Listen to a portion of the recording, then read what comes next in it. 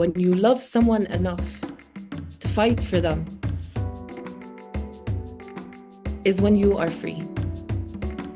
So the opposite of fear for resistance fighters is not bravery, it's love. They fight for us because they love us.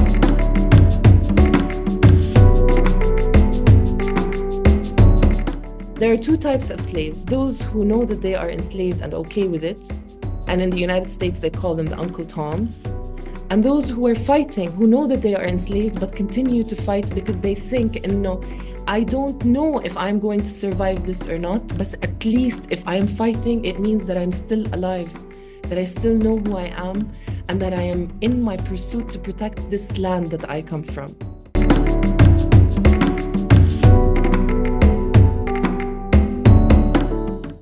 The basis of this triangle becomes the culture. Why do Palestinian resistance fighters, why would any person in their right mind with a gun that they have put together in a kitchen or a bomb that they have put together in an underground think that they can fight the biggest armies in the world? Why? It's the culture. They believe that their land and their people are worth fighting for. They believe they have to pay the heaviest of prices for this land and for the future of their children. And therefore, the heaviest price becomes their own life.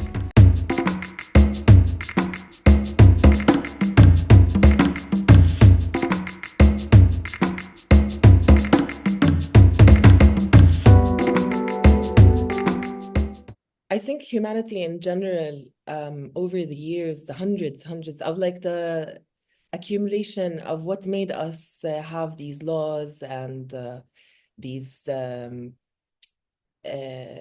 this art, us being in this world, is built on the idea of understanding, full understanding. And the world is built on good and evil, الحق والباطل in Arabic. And for centuries and centuries, after so many years and decades and so many fights, humanity has realized oppressed people have the right to fight evil so that we can survive, so that our children have a chance to survive. And the evil that is happening in Palestine in particular is not something new.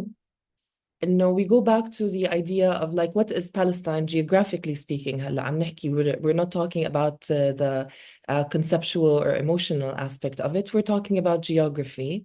This is the land that connects Africa to Asia.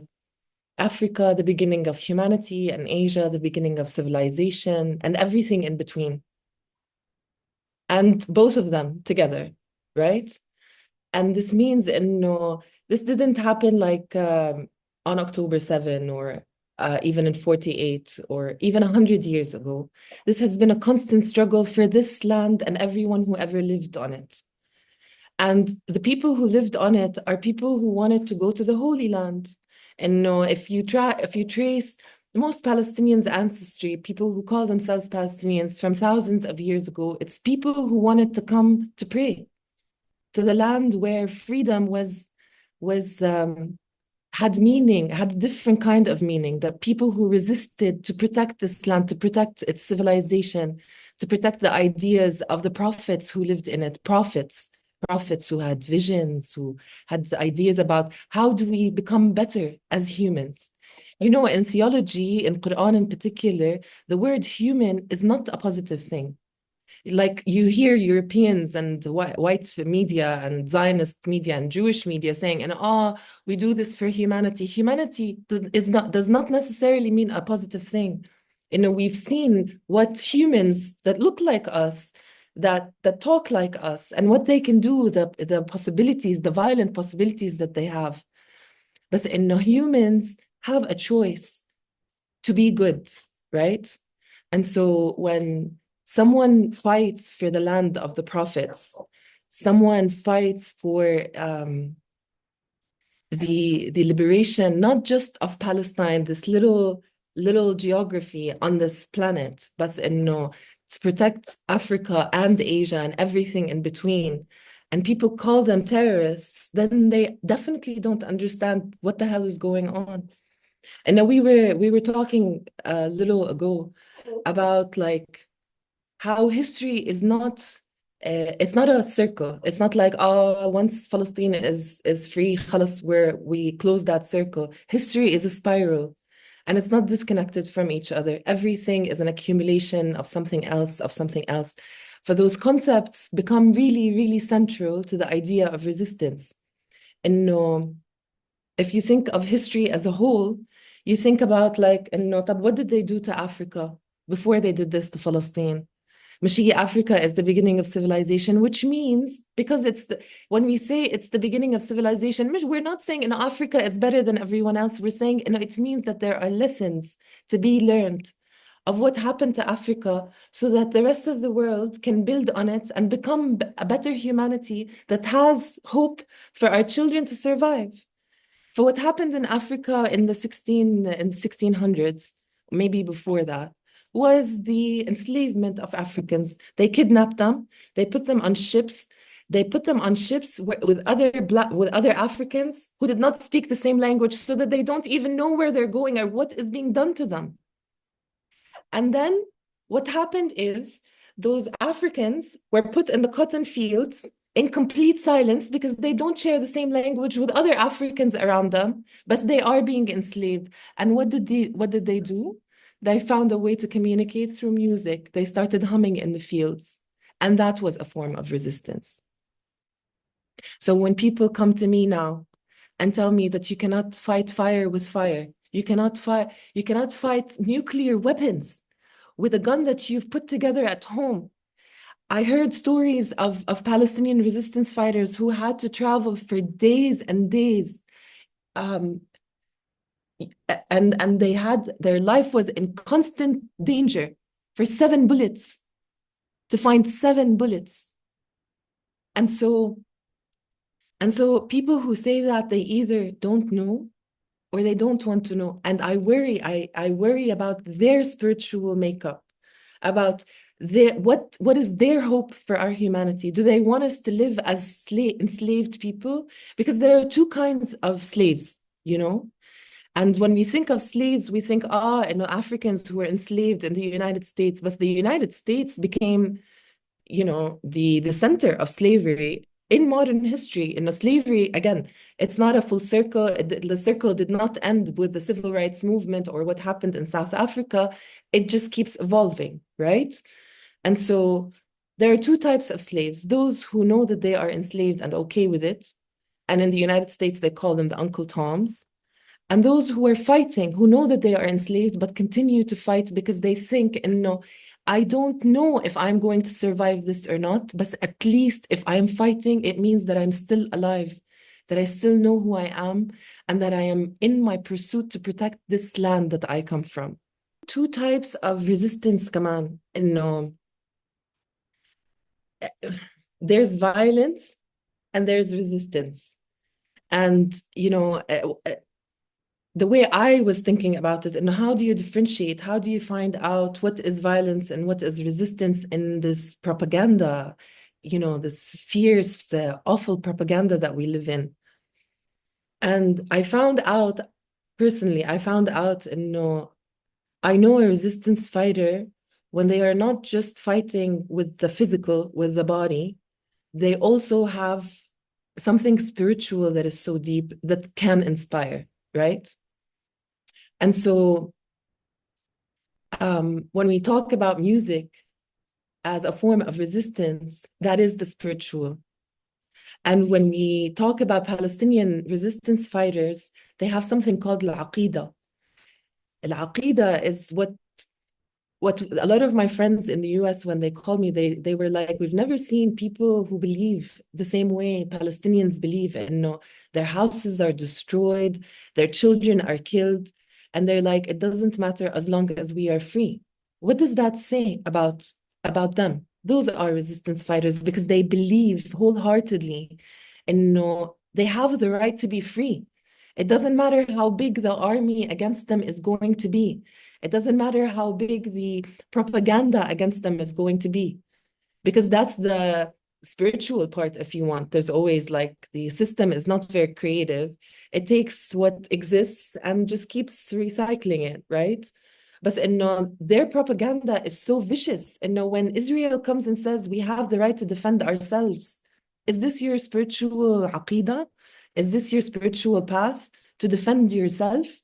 To defend yourself against what? Against people who want to live in their home safely with their kids, who insist and no, we have the duty, we have the responsibility, not just the right, we have the responsibility to protect this land for humanity as a whole, to continue to live in it freely, not just you, not your Jewish supremacist ideas that says only we get to be free on this land, or only we have the right to protect ourselves.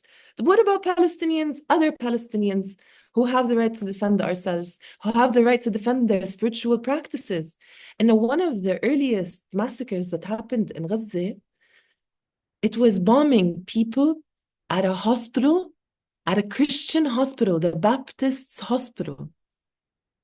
And their response at the time was, it's not necessarily Israel that fired the bombs, but there was another massacre after it, and another massacre. All hospitals have been destroyed. Few weeks later, we saw a Shifa hospital, which is the biggest hospital in Gaza. The biggest hospital in Gaza, with hundreds of people go in it that have been hit by their fire, that have escaped from the Ma'madani to the Shifa. And they're saying we have the right to defend ourselves. So how am I supposed to believe you the first time? And how am I supposed, okay, if I believed you the first time, but the second and the third and the 11th and the 100th time, after hundreds and hundreds of years of clear history of you raping everything that is beautiful in our humanity. And then you talk to me about humanity. And that's how you, I think, no, I don't have the answers for anything anymore. I mean, when you're going through so much death and you see people burn in front of you like this, and you know that your family went through some format of that, and you think that your children are probably going to continue to go through some format of that. You think, no, wallah, I don't have any answers. I don't. But I know a resistance fighter believes in something that is real, and that a terrorist is someone who says that they have the right to defend themselves.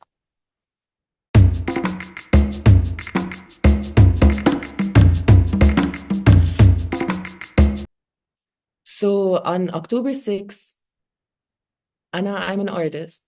On October 6th, I don't know what it is. I did a painting. I have this painting of a woman looking the other side. She's looking at Palestine. And I cried so hard while I was painting that painting, because, well, it was the early hours of October 7, actually, because I felt absolute failure. And everything around me is for sale at this point. Like darkness has taken over the world. I don't know what it is. I still don't know what it is. But I felt like, anyone who wants to live free has lost all their chances of living free. Their ideas are for sold. Even the birds that fly around them are the birds that are on dollar bills and, on financial bills. Banks are everywhere. Everyone I know around me has a financial obligation to a bank with interest. Financial obligations that they cannot pay, that they have to work day and night to be able to pay them.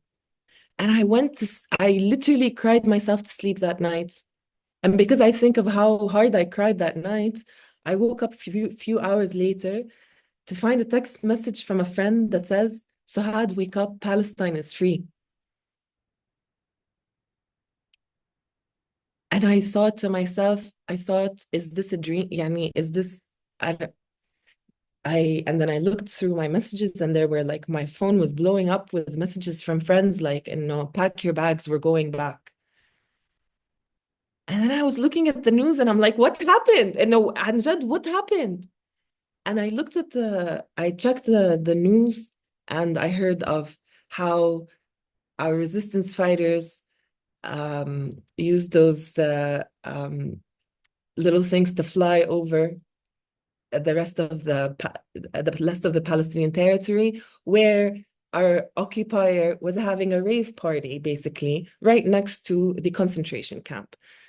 A lot of people say, no, they shouldn't have done that on October 7 without any acknowledgement of what is Gaza before October 7.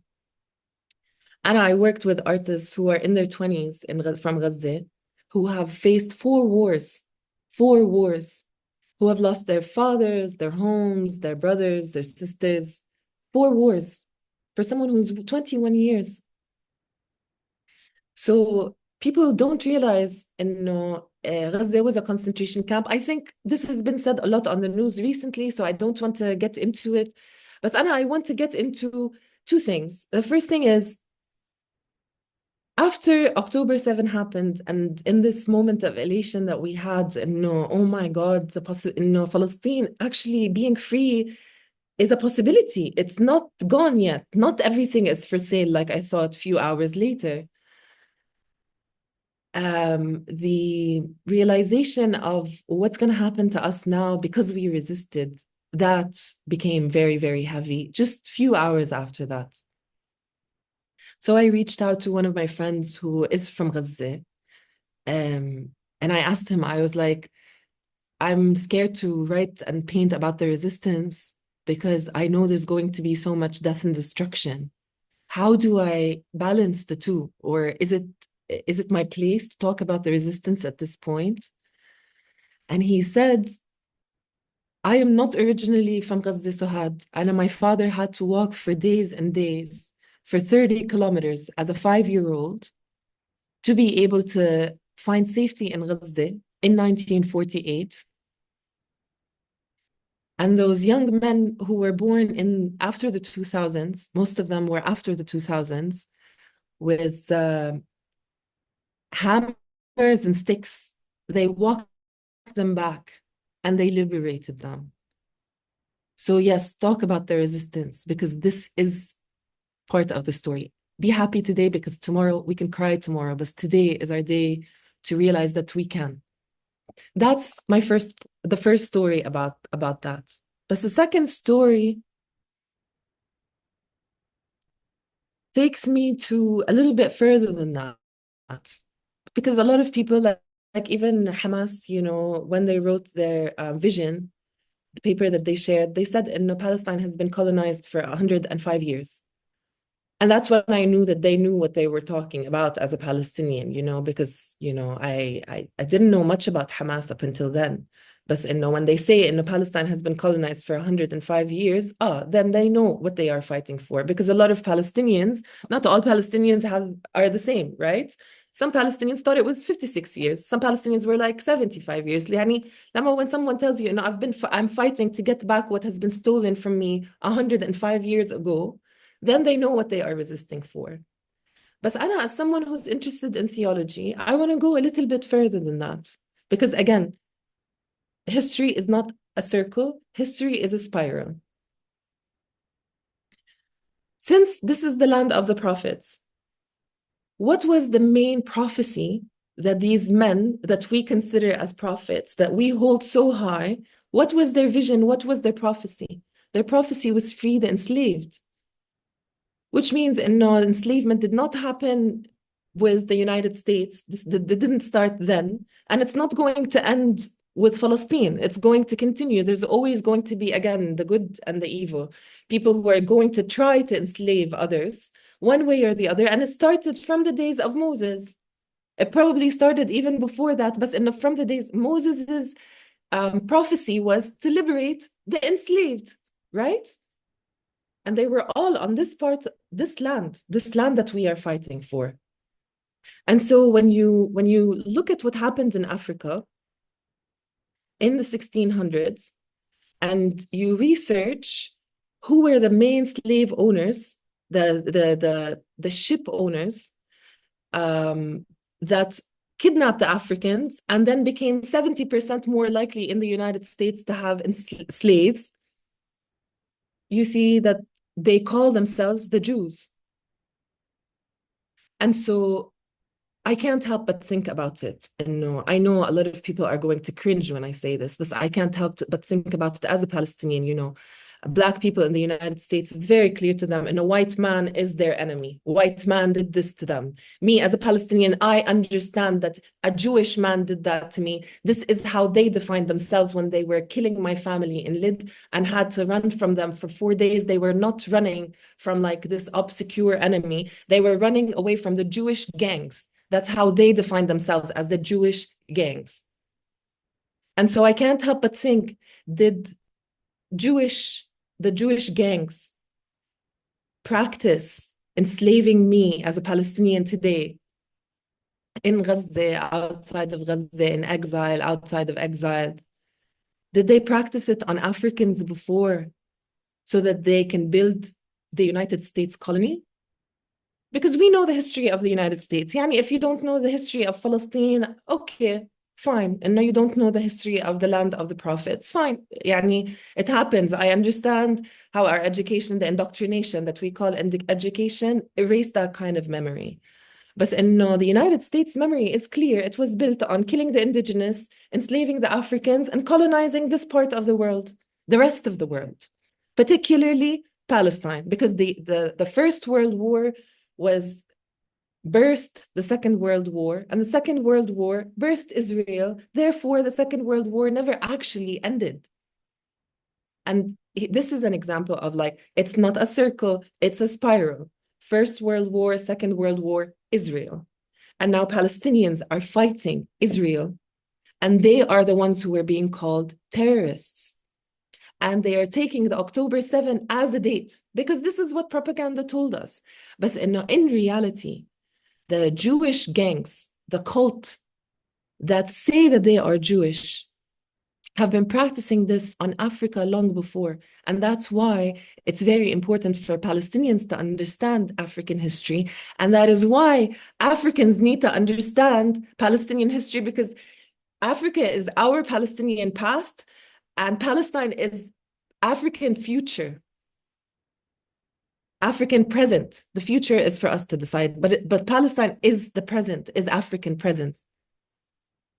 And so those Jewish gangs that call themselves gangs, if you talk about them, if you define them as Jewish, you get prosecuted, you called anti-Semitic, you get in real trouble. I mean, real serious trouble.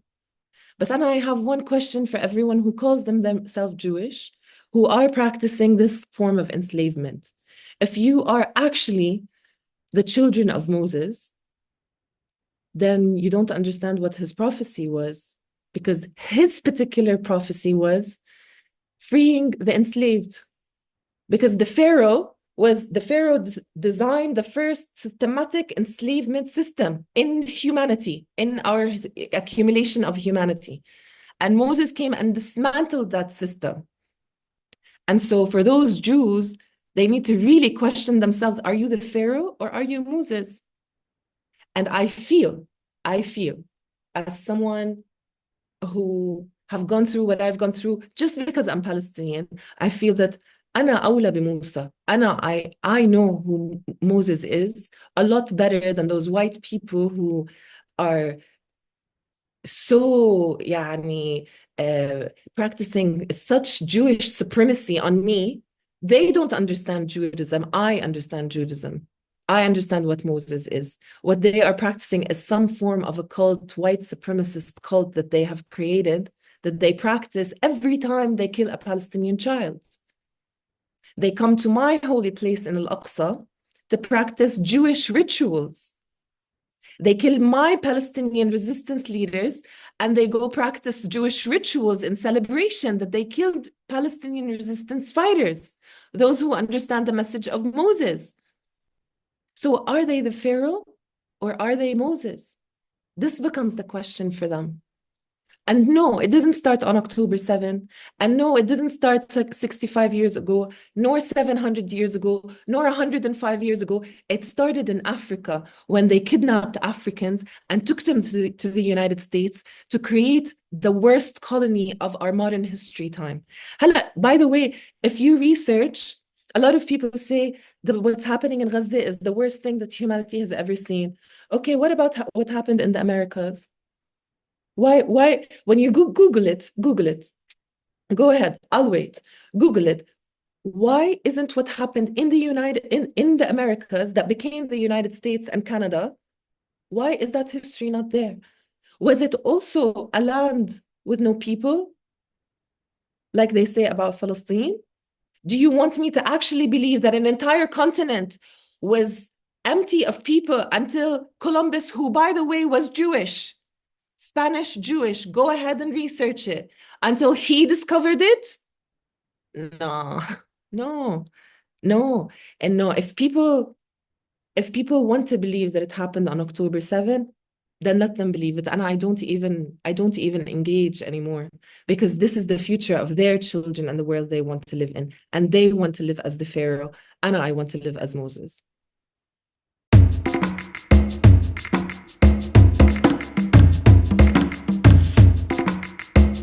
There are two people that we can talk about when we talk about this question. Frantz Fanon is number one, Ghassan Kanafani is number two. When we talk about Frantz Fanon in the Redshift of the Earth, I'm saying the idea, I don't know how it was exactly written, but he talks about language being one of the basis of liberation. And therefore, he says his theory is the Arab world, the liberation of the Arab world versus the liberation of Africa. In the Arab world, there's a shared language between Arabs. And so they can continue to tell each other stories, and they can continue to compare stories, and therefore know who their enemy is and what their enemy is doing to them and their children. Therefore, they can figure out ways to resist better and imagine a better future. So Frantz Fanon, based on that theory, Frantz Fanon says, for Africa to be liberated, the Arab world has to be liberated. لأنه يعني one equals the other. مش maybe لا definite automatic, now the enemy that is controlling the Arab world can no longer control Africa. But when you study Ghassan Kanafani in his book about الأدب الفلسطيني المقاوم تحت الاحتلال, Palestinian resistance literature under occupation, he basically says that for Palestinian literature to be considered like a resistance literature or art or culture, they have to depend on three things. The first thing is to connect with the working class. If you're an artist who doesn't know how to connect with your people, especially the working class, then you have no idea what you're talking about. You're just, in the chapter on culture in Frantz Fanon's book, he talks about that kind of artist, that kind of culture worker that abides by the rules of the colonizer. Therefore, يعني لا منك ولا من فنك, basically, is what Ghassan Kanafani is saying. The second thing Ghassan says, for you to be a culture worker who is a resistance fighter, you have to connect to the greater Arab struggle, Arab-speaking struggle. And I here talk about the Arab-speaking in particular, because I do believe in language is one of the main bases of liberation for people. And the third thing for a Palestinian to be considered a resistance cultural worker is to connect to larger resistance movements around the world, particularly the ones in South America and Africa. And so here we have two thinkers, one from the Martinique and the other from Palestine, with similar but different stories, who are analyzing it from a cultural and psychological perspective. And they are more or less saying the same thing. It's kind of like when Fanon says, the Arab-speaking world has to be free so that Africa is actually free. It's kind of the same, like this one continues on, builds on this one without them probably even knowing each other, right? And so here, enough for me, no, I need to simplify it. I'm an artist. I need to simplify it with my simple brain so that I understand, based on those two people, what they are saying. I came up with a very small, simple illustration. Illustration number one is the pharaoh. Remember, we were talking about the pharaohs, and it's the pyramid that the pharaoh had built. At the top of it is the economy. That's how you enslave people. That's how slavery works, historically speaking. And no, no, you don't get paid for your work. Okay, you get paid for your work, but you don't sit with us on the same bus. You don't drink from our water. And you make just a little bit of money. And even if you do have land, we're going to steal that land away from you, and you're going to continue to be economically dependent on us. And therefore, once the economy is stolen, culture is stolen. Kind of like there's a podcast called 1619 that talks about, to continue the story of the Africans in the field and how they started singing with each other, and then how they started the music, what is referred to as Black music in the United States now, how the Jewish slave owners also had cabarets, and they would listen to their slaves, the enslaved, at night, and steal their music, and then take it to the cabaret and paint their face black. And that's where blackface came from. And so because they own the economy, they own the slaves, therefore they own the culture. They don't own it, they stole a culture. They don't own it. They did not create it. And therefore, there's no land. They don't have the land, because if the economy is here, the land is stolen, right? So this is the Pharaoh pyramid.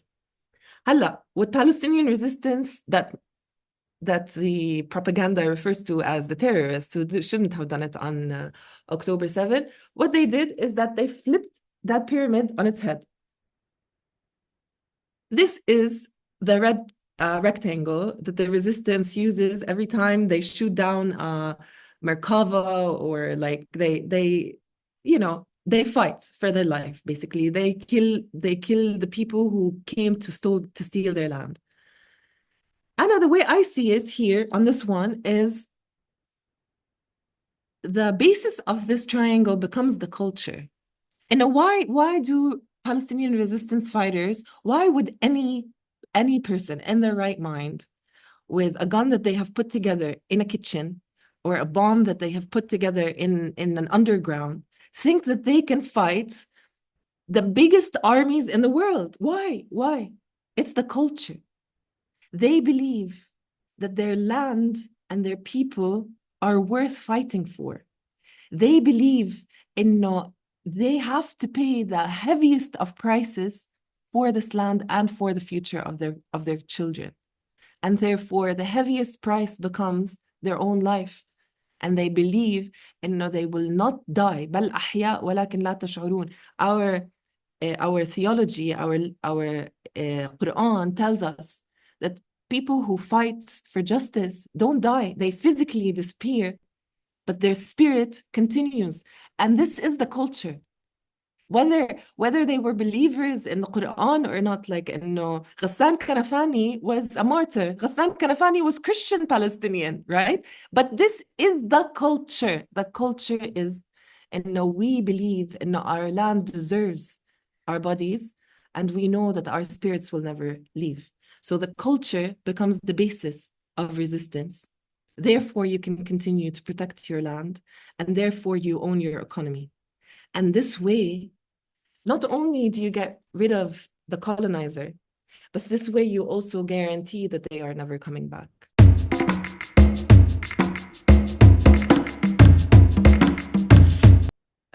Anna, as you know, I organized with Black youth in the United States during the Ferguson uprising. What happened in those 2 weeks is that I visited Palestine for the first time ever. I was born in exile, and I had to move to the United States to understand that I need to go to Palestine, use my American passport for one thing that I can use it for. And being in Palestine, it was a very basic visit for a very short time, but it did something to me that I still can't put into words. It happened 11 years ago, but no, I still can't find the adequate words for it. But what I can tell you is that when I was looking at that land, that beauty, that history, I was like, this is mine, and this belongs to me. And this occupier has taken it away from me. And then 2 weeks later, I go back to the United States and Ferguson happens. What happened in Ferguson was a young Black man named Mike Brown, who was 18 years old, was shot almost 8 times, and most of the bullets was in his back, which means that he was walking away from them, but they continued to shoot him. And then on the TV, they said, well, he stole a cigarette or something, and no. And that is why he deserved it. Remember that they shouldn't have done October 7 kind of thing. The problem with that was, and no, they didn't just kill him in that brutal way. They left him for 4.5 hours in August heat of St. Louis, uncovered in front of his entire neighborhood to see. And that's when the uprising happened. I honestly, up until then, I had no idea what was going on in the United States. I thought, the US is free, Black people are free in the United States. They said so on TV, so why would I doubt it, right? But then you start learning about Fred Hampton, and then you start learning about Malcolm X, and then you start learning about Sankara. And then you compare them to Palestinian freedom fighters like an artist like Najil Ali, my mentor, who I never met, but he is my guiding light. He has paved a way that I can walk on. I compare them to Ghassan Kanafani. And what has these men and women, what have they figured out that most people around them who also claim that they are working towards liberation could not figure out, could not understand? And I think it has something to do with this triangle that I was telling you about. In culture, your belief system is what matters. And what do you believe in is what matters. And number one, you have to believe in you can win against all of these armies, no matter how big they are. They believed in no one has ever fought and lost that battle. They just know it. They believe it. They believe in the best possible outcome, the best possible scenario for anyone who is centered, whose intentions are in the right place. And that's they were killed. But they were killed because they were alone. So Anna, I'm telling you, Anna, I organized with Black youth in the United States. But Anna, I did not become friends with most of them, nor the Palestinians, by the way, who were organizing within the Palestine contingent. I was one of the organizers for the Palestine contingent in the Ferguson uprising. And that was really scary for Empire. And no, oh, no, no, no. Blacks and Palestinians coming together, Black folks from Ferguson carrying Palestinian flags and another flag for Jerusalem on their backs. This was so dangerous. The National Guard was there on the second day, and all their propagandists from CNN to Fox were there calling all Black folks thugs. There was panic. And the main panic was they had a Black president in the White House. There goes Obama. What are you going to do now, Obama? So what I realized, one of the things that I personally realized, I don't want to speak on anybody's behalf, but then I don't want civil rights in Palestine. And I think that's why on October 6th, I was crying while I was painting that painting, is because Palestine stopped being a land that is colonized. It became a land that is struggling with apartheid. No, I mean, yes, apartheid is one thing but it is not the basis, it's not the foundation, it is the outcome. It is what happened after 75 years of colonization, actual armies on the ground. And I don't want slavery. I don't want Jim Crow. I don't want prison industrial complex. And I don't want to settle with civil rights movement. And I don't think Palestinian resistance wants to do that either. It's either us or them. Existential. existential. And by the way, we are not the ones, it's not because, I'm not saying this because I'm Palestinian. Jews on that land, the Jewish gangs on my land right now are saying this is an existential war because they know. And by the way, they don't, oh no, also know, they don't just know, no, it's existential for them in Palestine. They know it's existential for them in Africa, in Bangladesh, and Asia overall, and in the United States. Because Black folks in the United States, can you imagine if Black folks, if Fred Hampton and Malcolm X's spirit is not alone at this point? Like, I believe in my religion, إنه بل أحياء ولكن لا تشعرون. Yes, they are alive, but you don't feel them. What if their spirit, when they were in physical existence, they were alone? But what if their spirit is not alone in the United States? And Black youth actually live their life together and walk on that path together. How long do you think the United States empire system will last? What would Lindsey Graham or Trump or what's her face, Kamala Harris, what would they mean in the face of Black young men who know their ancestors, who know their story, who know where they come from, despite everything that they have done to them for centuries? What would that mean? But where are they going to bring that culture from?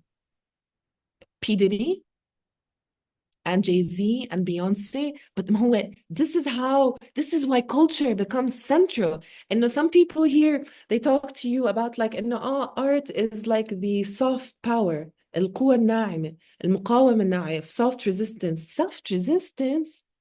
Like that means you don't understand. When you hire people like Jay-Z, allegedly, like Jay-Z and P. Diddy and Beyonce to become Black culture in the United States, when Black culture in the United States is actually Freddie Hampton and Malcolm X, then you're lost. But lost for not long. Maybe what the Black youth are going through in the United States right now is my October 6th, until they have an October 7th.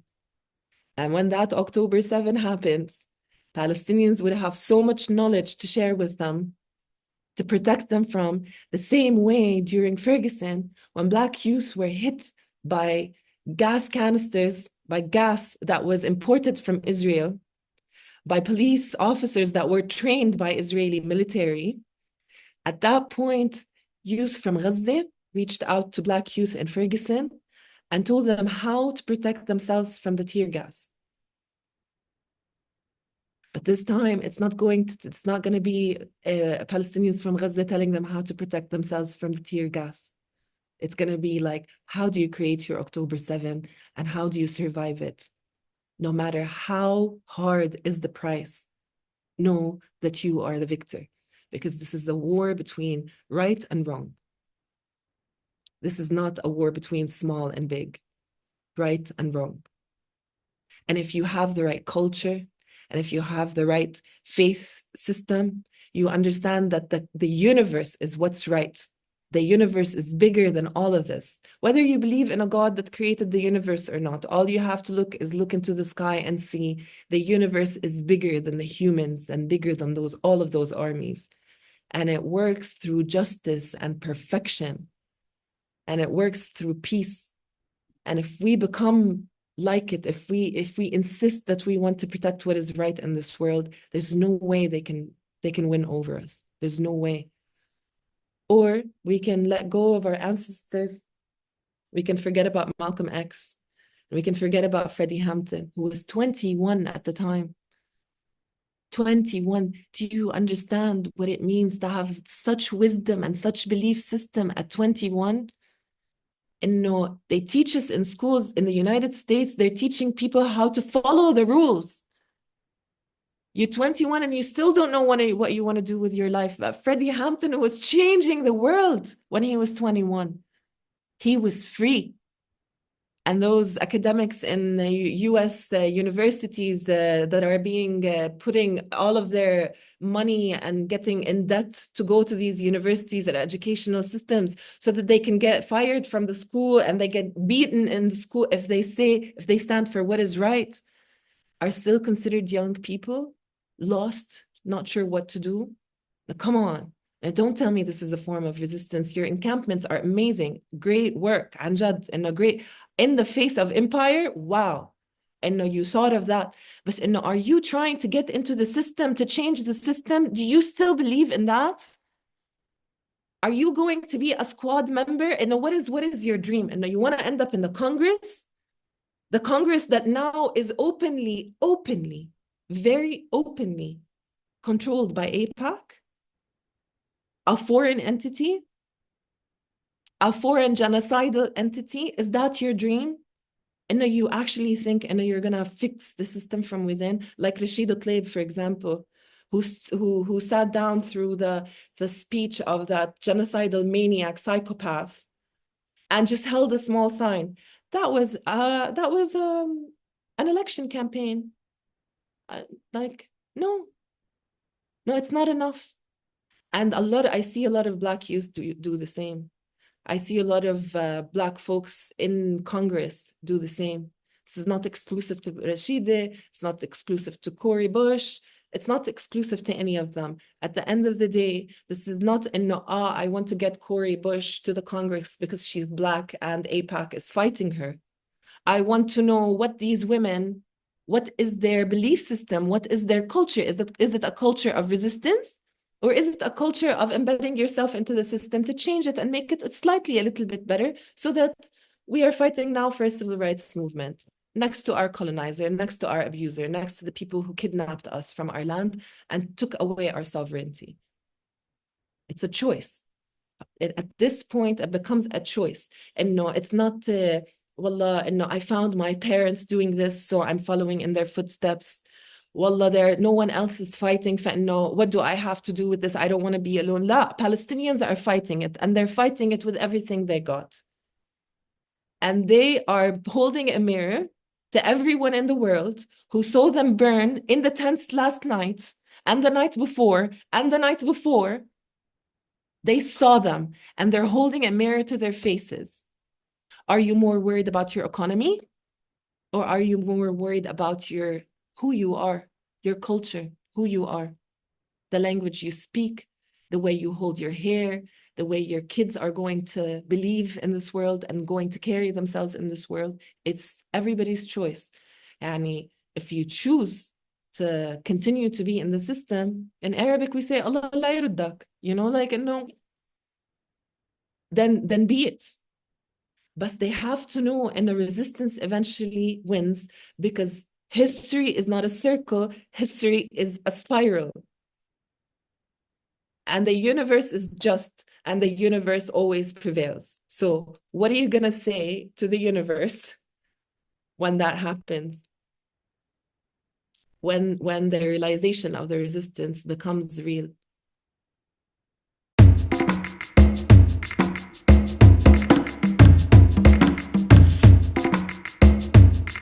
No, it's a very complex issue. So I'm going to try to simplify it in the way my simple brain understands it.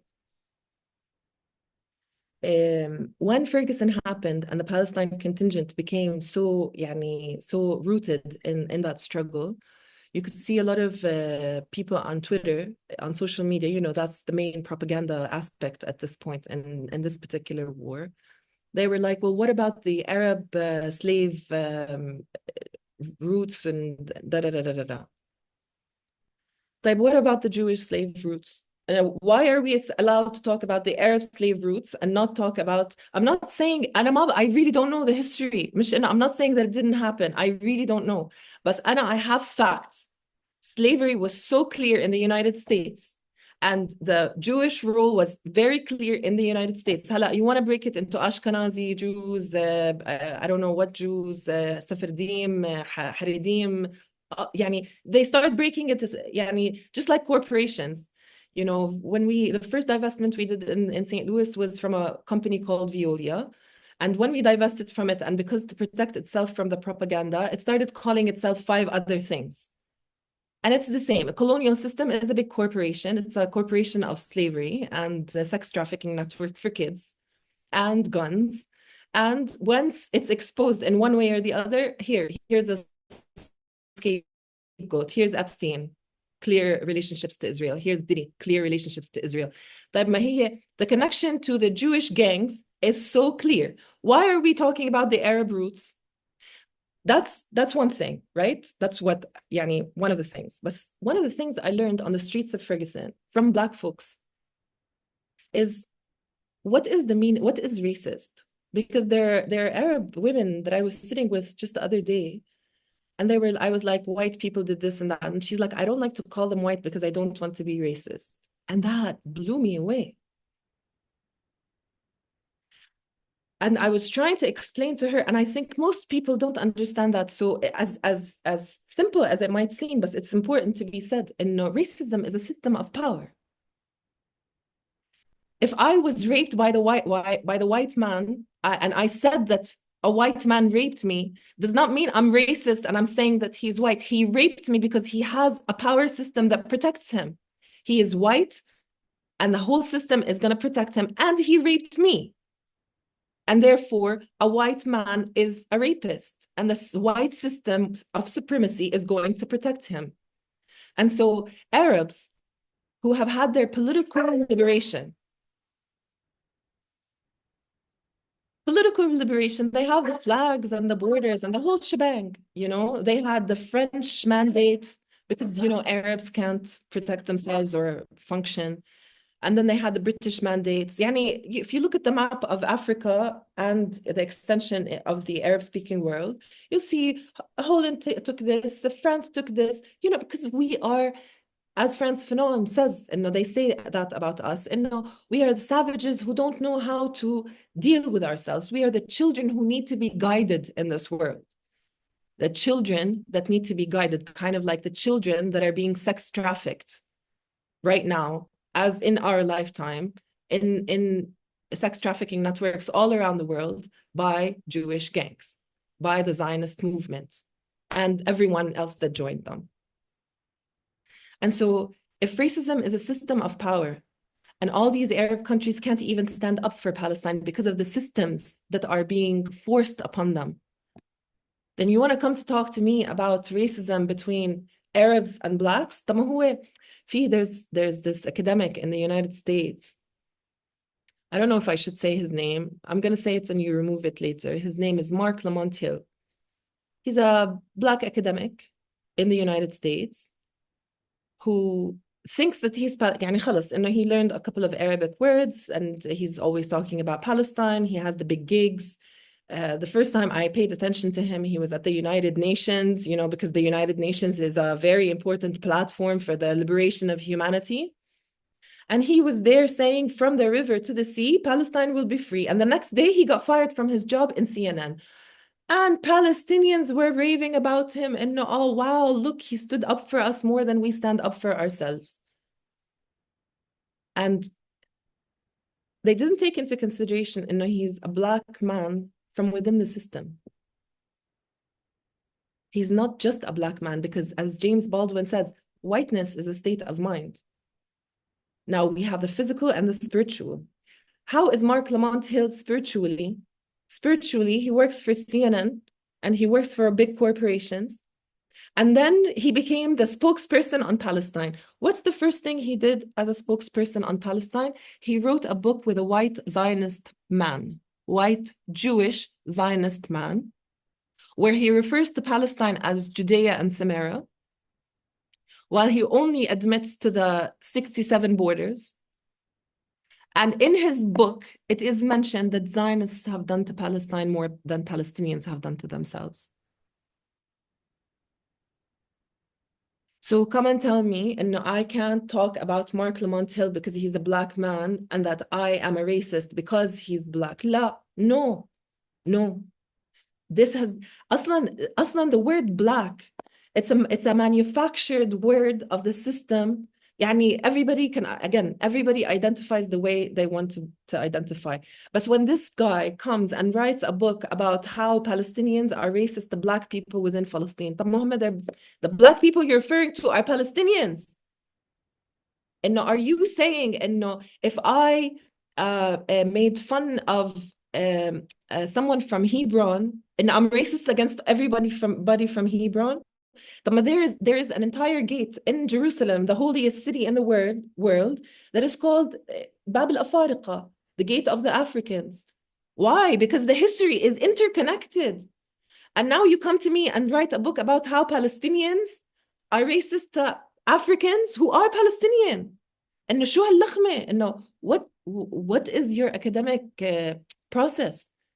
Are you just using white man's cultural theory to demonize Palestinians, just like Palestinian resistance, people who are fighting for their land and fighting to get out of a concentration camp is considered terrorism? And then you ride your Blackness the same way a lot of Palestinian institutions are riding their Palestinianness. And then you call that racism. لا, ما هو racism is a system of power. If you are the powerful, inflicting harm on people you think are not powerful, and the oppressed tell you, no, stop doing that. They're not doing it because they're racist. They're doing it because they refuse to live enslaved. And there are a lot of Palestinians who are like Mark Lamont Hill. Mark Lamont Hill actually partnered with a Palestinian academic named Noor Ariqat, who is related to someone who was a main actor in the Oslo Accords. And they wrote a 10-page study titled Ferguson to Palestine. And in that study, not a single Palestinian nor a single Black person who was on the ground in Ferguson was mentioned, including two of the, I hate the word activists, two of the people who were building on the ground. One was Black, D. Seals, Allah yarhamu, and one was Bassem Masri, Palestinian, Allah yarhamu. Those two were found dead in mysterious ways that are still unexplained because they were organizing on the ground. And they were not mentioned in a 10-page study titled Ferguson to Palestine, written by a Black man and a Palestinian woman. So racism, what is considered racist, is something we definitely need to re-examine.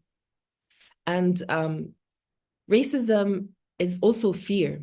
You know, on a personal level, the first time I went to Ferguson, I was so scared.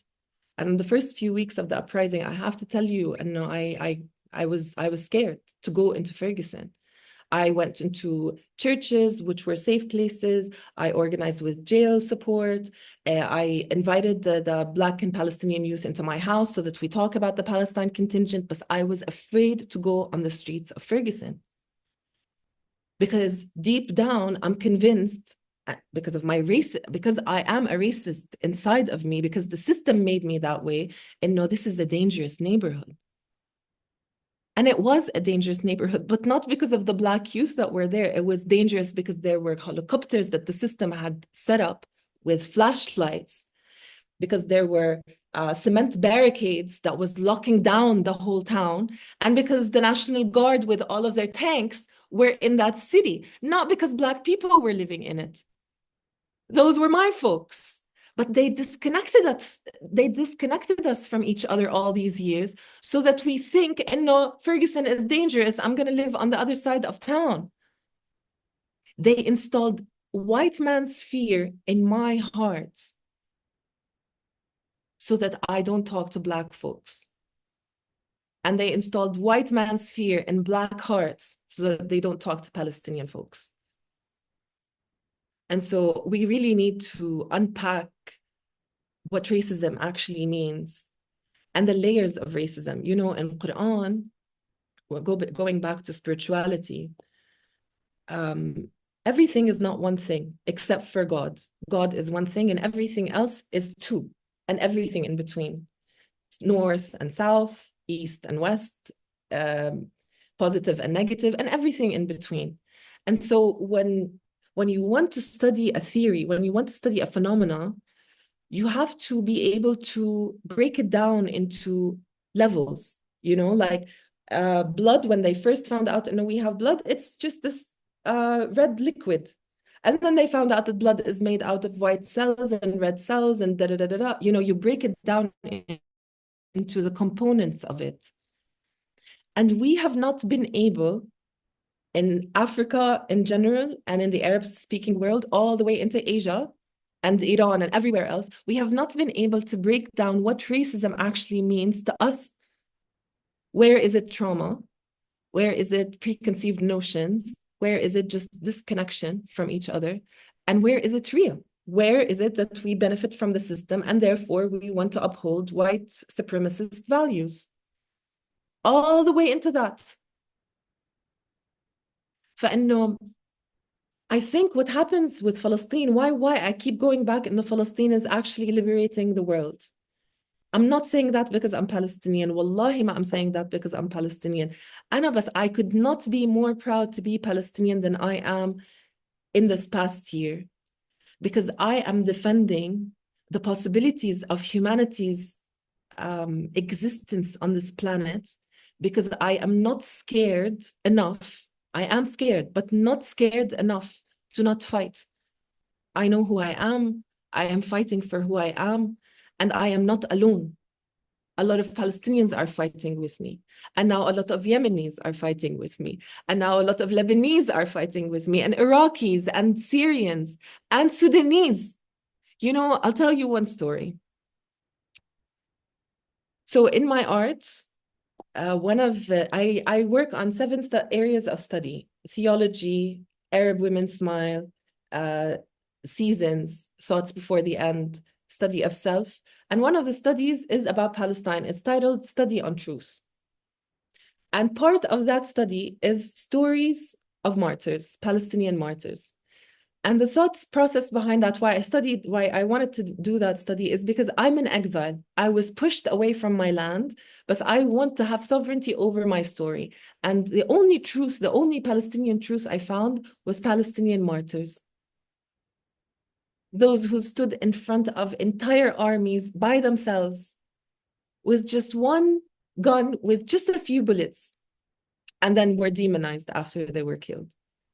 So I wanted to not only paint them, but I wanted to learn their stories.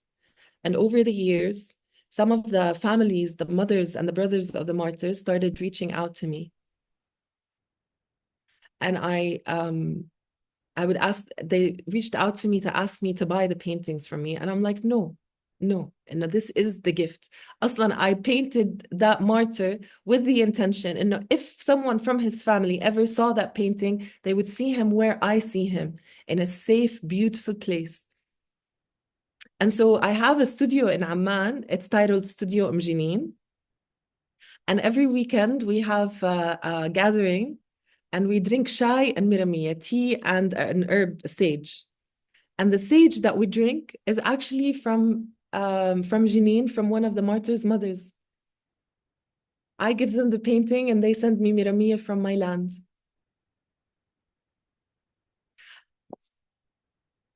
And throughout this year, I've been in touch with this Sudanese young artist.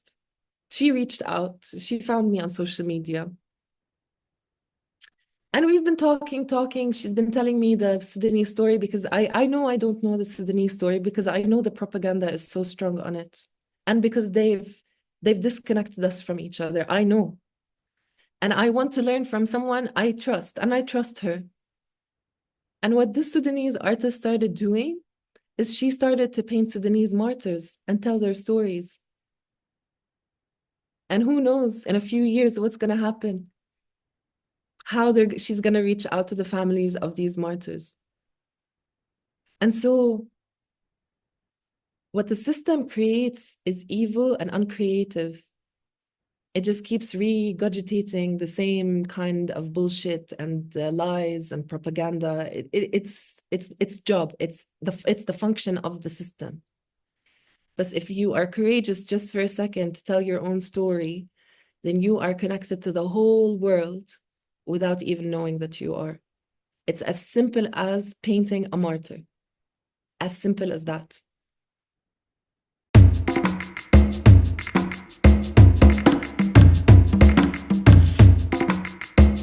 You know, about fear, like I said, and I went back to Quran. My relationship with Quran was not a very good one because of education and schools. But when I was in my most scared moment, I got fired from my job for organizing in Ferguson. Um, I moved to a new city because I got death threats. A few months later, one of my close friends, Bassem Masri, bless his soul, was found dead. And before that, D. Seals was found dead. And I was so scared because I know somebody is watching me maybe at that moment. And I had two choices at the time, either to say, my family told me I shouldn't have gotten involved in this, or la, but I followed my heart, and this is where my heart got me, and I need to follow through with this. And I went through divorce and I started painting again. I stopped painting for 10 years and I went back to painting for the first time in 10 years. And I decided I don't want to have a TV in the house because I was creating propaganda all day long for big tech companies. And I didn't want it to be invading my house as well. And in that silence, I remember that my mother used to listen to Quran whenever she was alone. And despite my relationship with Quran, I was like, I'm going to follow in my mother's footsteps on this one. I'm going to trust her on this one. Not the fear one, but listen to Quran one. And in Quran, I started with the chapter on Mother Mary, Maryam. It's titled Maryam. And you know, it's in the background. I'm not actually listening to it, but then I heard that Maryam was saying in her moment of labor, she was saying, يا ليتني مت قبل هذا وكنت ناسيا منسيا. I wish I was dead before this and completely forgotten.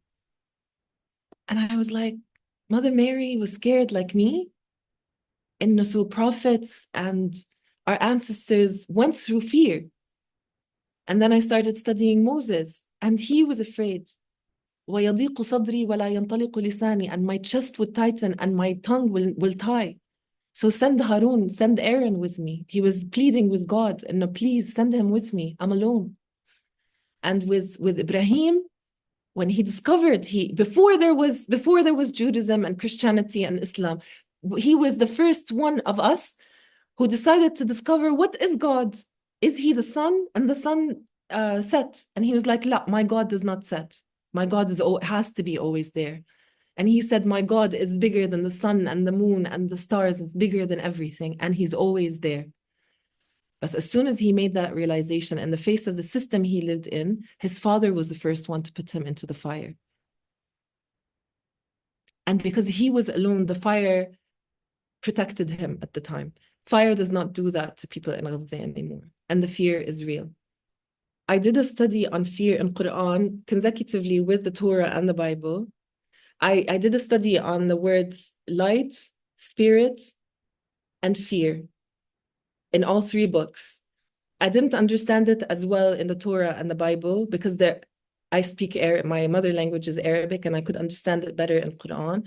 And I found out that the opposite of fear in Quran is not bravery, it's love. When you love someone enough to fight for them is when you are free. When you love someone enough. You know, there's a group of resistance fighters in Nablus that was created a few years ago. And it's called the Lion's Den. They call themselves Arin al-Usud. They don't have as much power right now because most of them have been assassinated or imprisoned. And at the time, they were so inspiring to the people and they stopped so many settlers from taking over the land. But those fighters were scared for the people, and that's why they stopped fighting. And those are some of the lessons learned that Palestinians learned over the time. And I think those are the lessons that Palestinians in Gaza are going to teach many, many resistance fighters to come, whether it's in Africa or Asia or in the Americas, is that if you love your people, you don't fear for them, you continue to fight. And that we are all willing to pay the price, even if it's with our life, because our spirit is never going to leave. But as long as the next generations have a chance to have a better chance in life. So the opposite of fear for resistance fighters is not bravery, it's love. They fight for us because they love us.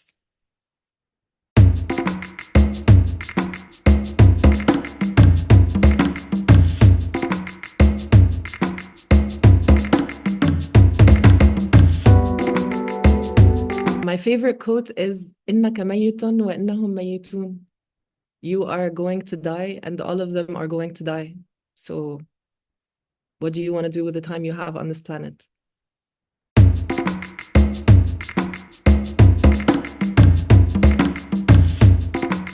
I'm having this conversation with my daughter actually, which is never apologize for doing the right thing. Even if you were put in the circumstances that requires your apology. If you're doing the right thing, then you don't need to apologize.